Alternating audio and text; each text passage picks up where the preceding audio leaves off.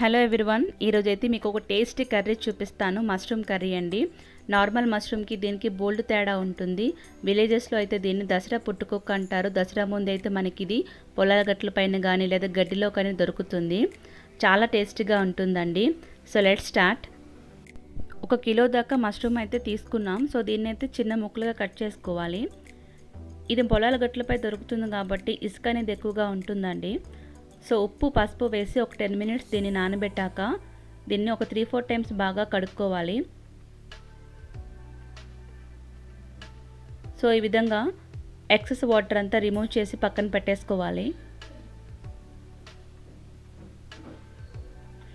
దీని దగ్గర chicken mutton ఏది పనికిరాదండి, అంత టేస్టీగా ఉంటుంది. సో నెక్స్ట్ అయితే ఇప్పుడు కర్రీ అనేది ప్రిపేర్ చేసుకుందాం. దీనికోసం 2 టేబుల్ స్పూన్స్ ఆయిల్ వేసుకొని అందులో పోపులు అనేవి యాడ్ చేసుకోవాలి. నెక్స్ట్ అయితే ఒక పెద్ద సైజు ఆనియన్స్ని ఒక 3 తీసుకొని ఈ విధంగా పెద్ద ముక్కలు కట్ చేసి వేసుకోవాలి. ఇందులోనే ఒక 2 రెమ్మల కరివేపాకు కూడా వేసుకొని గోల్డెన్ కలర్ వచ్చేంత వరకు ఫ్రై చేసుకోవాలి.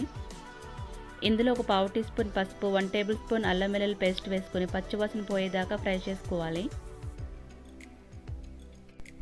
ఇలా బాగా ఫ్రై అయిన తర్వాత కట్ చేసి పెట్టుకున్న మష్రూమ్ని యాడ్ చేసుకోవాలి. యాడ్ చేసుకుని బాగా మిక్స్ చేసుకోవాలి. ఇప్పుడైతే దీన్ని మూత పెట్టి 15 మినిట్స్ మీడియం ఫ్లేమ్ మీద కుక్ చేసుకుంటే వాటర్ అనేది ఫుల్గా రిలీజ్ అవుతుంది. సో ఆల్మోస్ట్ కర్రీ మనకి కుక్ అయినట్టే. సో ఇప్పుడు స్పైసెస్ అయితే యాడ్ చేసుకోవాలి. ఇందులో 1/2 టీ స్పూన్ ధనియా పౌడర్, 1/2 టీ స్పూన్ జీరా powder, 1 tablespoon red chilli powder, 1 tablespoon garam masala వేసుకొని బాగా మిక్స్ చేసుకోవాలి.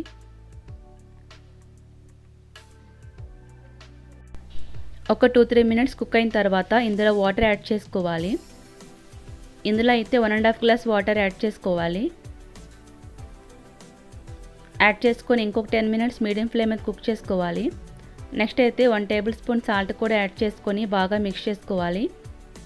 ఒక 2-3 మినిట్స్ ఉంటే మనకి కర్రీ అనేది రెడీ అయిపోతుందండి.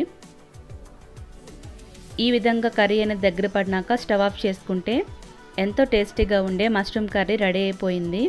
చాలా సింపుల్గా ఉంటుంది కానీ టేస్ట్ అయితే సూపర్గా ఉంటుందండి. సో చూసారు కదండి, మనకి రేర్గా దొరికే మష్రూమ్ కర్రీ అనేది రెడీ అయిపోయింది. ఇది రైస్లోకి, చపాతీ, రోటీ దేనిలోకైనా చాలా టేస్టీగా ఉంటుంది. సో నా వీడియో నచ్చిందా అండి? నచ్చితే కనుక డెఫినెట్గా లైక్ కొట్టి షేర్ చేయండి. అలానే సింపుల్గా, టేస్టీగా, క్విక్గా అయిపోయే రెసిపీస్ కోసం మన ఛానల్ అయితే సబ్స్క్రైబ్ చేసుకోండి. Thanks for watching.